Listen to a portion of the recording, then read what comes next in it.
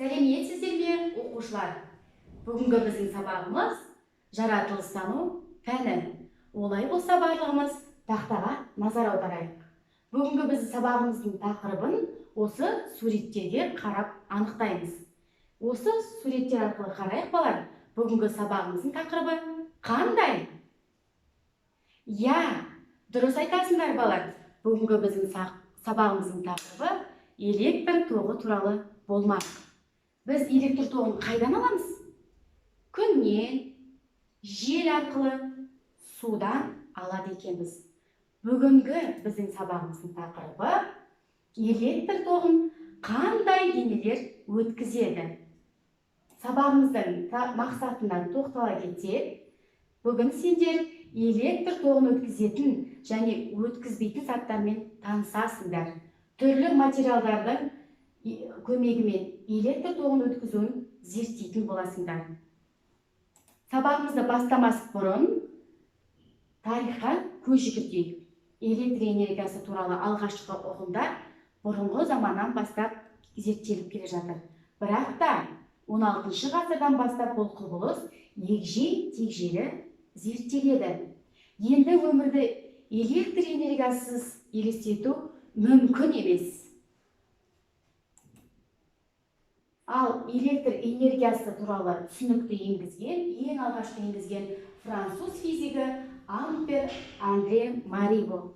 Енді мынау біздің құрылғымыз ампер метр деп аталады.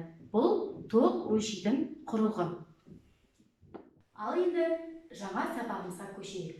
Жаңа сабағымызға көшу үшін мына бейне роликке назар аударыңыздар.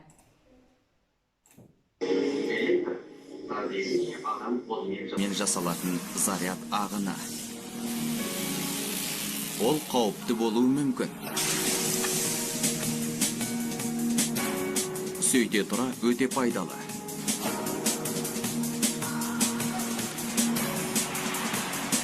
Электр атомдық деңгейде пайда болады. Протондардың заряды оң, ал электрондардың заряды теріс. Жалпы электр тек электрондардан тұрады. Электр өткізгішіндегі протондар атом ядросында шоғырланады, ал электрондар еркін қозғалады. Олардың зарядтары бірдей болғандықтан, электрондар бір-бірін кері итереді. Бір электрон қозғалғанда, көршілес орналасқан электрондарды кері итереді. Олар да өз кезегінде басқаларын кері итереді. Электрондар ағынының осы қозғалысы электр тізбегі деп аталады. Электрондар электр тоғын тудыру үшін өткізгіш материал қажет. Мысалы болады: алюминий, алтын және темір. Электрондар өткізгіш бойымен оңай қозғалады. Электрондардың осындай ағыны электр тоғы деп аталады. Электрондардың кез келген нүктедегі энергиясының шамасы кернеу деп аталады. Итеру күші потенциалдар айырымы деп аталады. Бұл екі нүкте арасындағы кернеудің айырымы. Электрон ағынының жылдамдығын тоқ күші дейміз. Ол ампермен өлшенеді.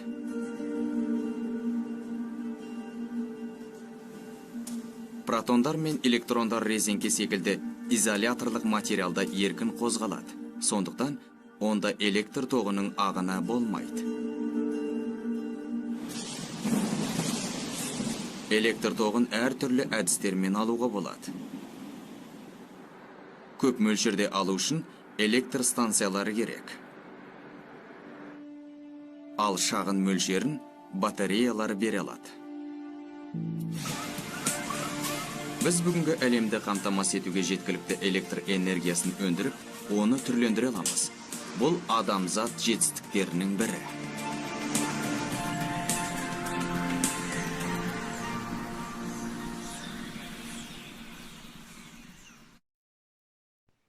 Енді балалар, көрген бейнеролигімізді қорытындылап өтейік. Электр тоғын қандай денелер өткізеді? Электр өз бойынан электр тоғын өткізетін денелерді біз балалар электр өткізгіштер деп атаймыз. Оған мысалы бізде жатады темір, полиметалдарға күміс, алтын, мыс, алюминий жатады. Электр тоғын ең жақсы өткізетін металл бізде балалар күміс болып табылады. Бірақ та бұл өте қымбат металл болғандықтан бұны біз мыс, алюминиймен алмастырамыз. Ал электр оқшаулағыш дегеніміз электр тоғын бойына өткізбейтін денелерді біз электр оқшаулағыштар деп атаймыз. Оларға ағаш, пластмасса, шыны және де резинге жатады. Сабағымыздың практикалық бөліміне ауыспас бұрын қауіпсіздік ережелерін есімізге түсірейік. Вот так вот не надо. Надо вот так вот. Понятно? Да понятно. Вот так вот не надо. Надо вот так вот. Понял? Да понял, я уже Точно? понял. Біз енді балалар сабағымыздың практикалық бөліміне де келіп жеттік. Кітабымыздың 23-ші беттегі зерттеу деген тапсырмаға назар аударайық. Біз енді балалар сабағымыздың практикалық бөліміне де келіп жеттік. Кітабымыздың 23-ші беттегі зерттеу деген тапсырмаға назар аударайық. Сабағымыздың зертханалық жұмысына керекті заттар бізде электр тоқ өткізгіш сымдары, батарея, жарық диоды және изолента және де біздегі тоқты өткізгіш денелер мен тоқ оқшаулағыш денелер. Практикалық жұмысымызды жасамас бұрын бізге тоқ тексеру құрылғысын жасау керек. Енді балалар назар аударатын болсақ, бұл жерде батарейкаға минус жағына тоқ өткізгіш сымды және де жарық диодының плюс жағына тоқ өткізгіш сымды жалғаймыз. Бұларды біз балалар изолентамен орауымыз керек. Есте сақтайық. Адамның денесі электр тоғын өте жақсы өткізеді. Сол себепті біз бүгін тоғымызды изолентамен орап аламыз. Енді бірінші біз тоқ өткізетін денелерді зерттеп көрейік. Бірінші біз мысалға темірді алатын болсақ, егер де ол тоқ өткізетін болса, мына лампа бізде қызыл түске жанады. Тексеріп көрейік. Міне, балалар, байқағандарыңыздай, темір өзі бойынан электр тоғын өткізеді екен. Және де полиметалдардың ішінде күміс электр тоғын жақсы өткізеді екен. Және де алтынға өткізеді ме екен, өткізмейді ме, қарау үшін тағы да тексеріп көрейік. Яғни осыдан біздің байқағанымыз электр тоғын полиметалдарда, темірде өткізеді екен. Ал енді электр оқшаулағыш денелерді қарайтын болсақ, бізде бұл шыны. Шыныға тигізіп көрдік. Кәне, балалар, назар аударайықшы. Бізде жанды ма міне біздің лампамыз? Әрине, жанған жоқ. Яғни бұл тоқ оқшаулағыш дене. Резинкеге қоятын болсақ та, не? Жанбайды, себебі бұл өз бойынан электр тоғын өткізбейді. Ағашта электр тоғын өткізбейді, пластмассада электр тоғын өткізбейді. Сол себепті біз электр құралдарын пайдалану үшін алдымен резинке қолғаптарды, резинке бұйымдарды пайдаланамыз. Ал енді балалар, практикалық жұмысымызды кластерлеу әдісімен жалғастырайық.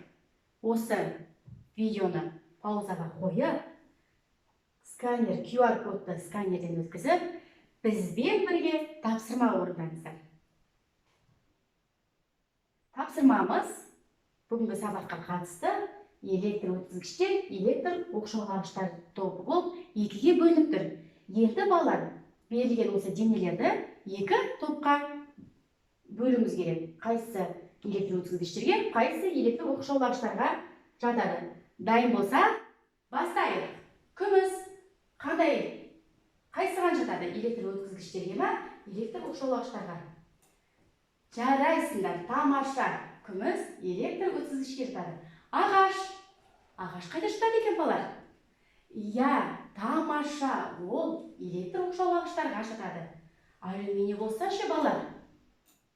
Иә, ол электр өткізгіштерге жатады. Резеңкені қалай ойлаймыз? Әрине, тамаша балалар, ол бізде электр оқшаулағыштарға жатады. Шыны бізде электр оқшаулағыштарға жатады. Тамаша балалар, осылай жалғастырайық. Кеттік. Мыс, ол қайда жатады? Керемет, ол электр өткізгіштерге жатады екен, иә балалар? Пластмасса, ойланайық. Пластмасса. Тамаша, өте дұрыс жауап беріп жатырмыз. Ол бізде электр оқшаулағыш денелерге жатады екен. Темір ше, балалар? Әрине, жарайсыңдар, тамаша, ол бізде электр өткізгіштерге жатады екен. Фарфор болса бізде қайсына жатады екен, балалар? Ойланайық, кәне. Әрине, тамаша жауап бізде бұл электр оқшаулағыш денелерге жатады екен. Алтын, әрине, керемет, ол бізде электр өткізгіштер денесіне жатады екен. Тамаша, сен барлық тапсырманы дұрыс орындадың. Ал енді балалар, бүгінгі сабақтан алған білімімізді қорытындылау мақсатында миллион кімге бұйырады интеллектуалдық ойынын ойнайық. Бәріміз бейне сабақты паузаға қойып, QR-кодты сканерлеп, бізбен бірге миллион ұтып алуға аттанайық. 500 теңгенің сұрағы. Электр тоғымен жұмыс істегенде қандай материалдарды қолдануға болады? Былғары материалдар, металдар, резеңке материалдар, тоқыма материалдар. Қандай балалар есімізге түсіреміз? Практикалық жұмыстардың барлығын есімізге түсіреміз. Тамаша, резеңке материалдар. 1000 теңгенің сұрағы. Өз бойынан электр тоғын өткізетін денелер не деп аталатын еді? Электр оқшаулағыштар, электр сымы, электр өткізгіштер, электр тоғы. Кәне балалар, дұрыс асықпай ойланайық. Тамаша, дұрыс жауап бердік. 5000 теңгенің сұрағына назар аударайық. Электр тоғын өткізбейтін денелерге не жатады дейді? Кәне, дұрыстап ойланайық. Резеңке, күміс, алюминий, мыс, күміс, алтын, шыны, пластмасса, фарфор. Керемет! Шыны, пластмасса, фарфор. 50.000-нің сұрағына назар аударайық балалар. Электр тоғын ең жақсы өткізетін металл қайсы еді? Алюминий, күміс, темір, мыс. Ойланамыз балалар. Тамаша! Ең жақсы өткізетін күміс. 250.000-нің сұрағы. Кәне балалар, асықпай ойланайық. Электр тоғы ұғымын ең алғаш енгізген кім еді? Ампер Андре Мари, Альберт Эйнштейн, Александр Вольтер, Исаак Ньютон. Қайсы еді балалар? Бүгінгі сабақтан. Ампер Андре Мари. Тамаша. Ал енді балалар, бізде соңғы миллион ұтатын сұрақ. Енді сізге бүгінгі сабақ ұнады ма? Осы сұраққа дұрыс жауап берсек, балалар, біз бүгін миллионер атанамыз. Иә, әрине. Жоқ, ұнамады. Кәне ойланайық.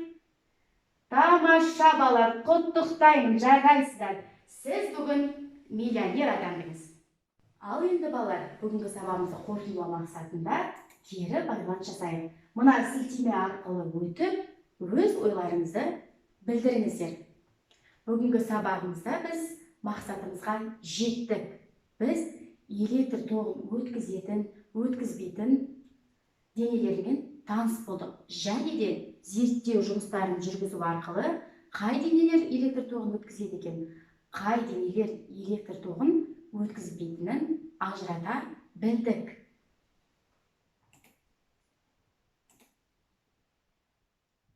Сіздердің жазып жатқан кері байланыстарыңызға назар аударсақ, сабақ сізге ұнады ма? керемет, жақсы, ұнамады деген сияқты сұрақтармен жауап берулеріңізге болады осы. Ұнады, тамаша, электр керемет, жақсы. Кері байланыстарыңызға балалар көп рахмет. Бүгінгі сабағымыз біздің аяқталды. Сау болыңыздар.